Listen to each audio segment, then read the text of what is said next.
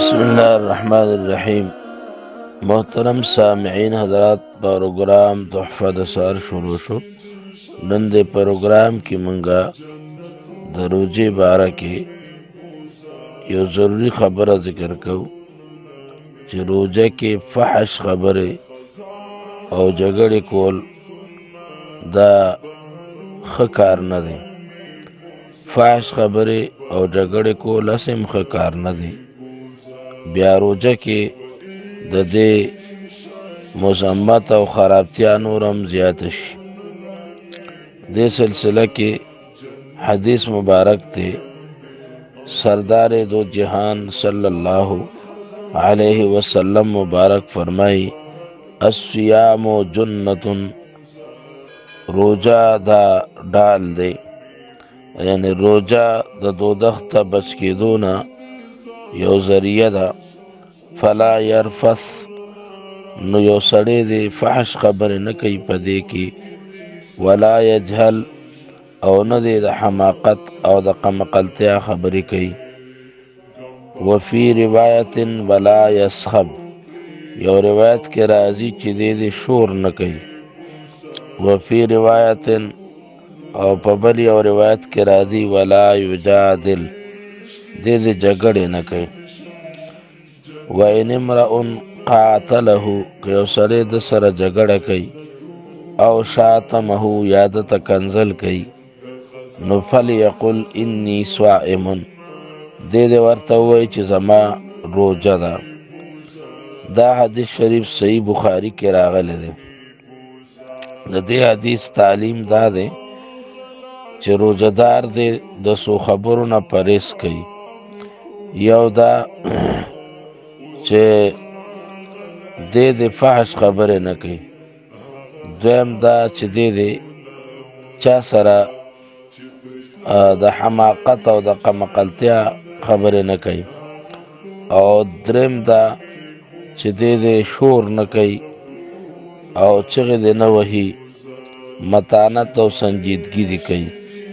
څلورم دا چا سره دی جګړې نه کوي.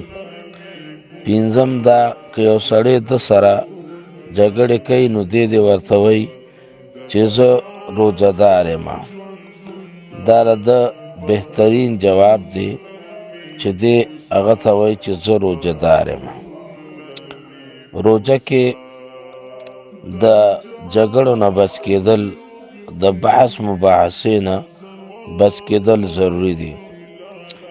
او د دې جګړو یو ذریعہ دام جوړیږي یو سړی پردي کار کې کار لري. زمونږ استاد محترم مفتی اعظم پاکستان مولانا مفتی محمد رفیع صاحب رحمت الله علیه هغه به وی چې زمونږ یو ملګری و، نو هغه وی چې زما هر ماښام کور کې یو جګړه کیږي د کور والا سره.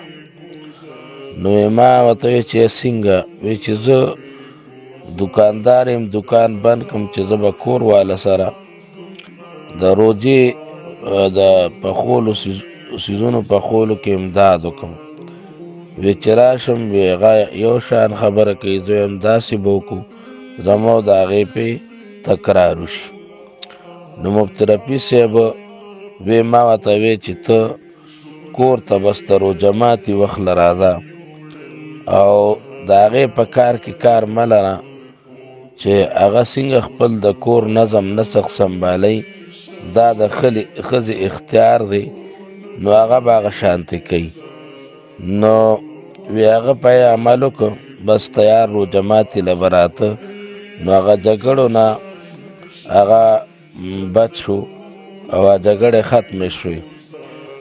نو داسې وایي چې په پردي کار کې کار مه لره.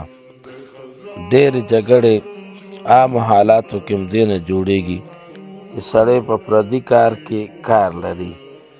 د ژوند دا اصول وګرځوه چې په پردي کار کې کار مه لره. مشران وایي نه کار نو څه کار، چې په یو شي کې ستا کار نی نو هغې کې څه کار لرئ، هغې کې مداخلت مه کوه.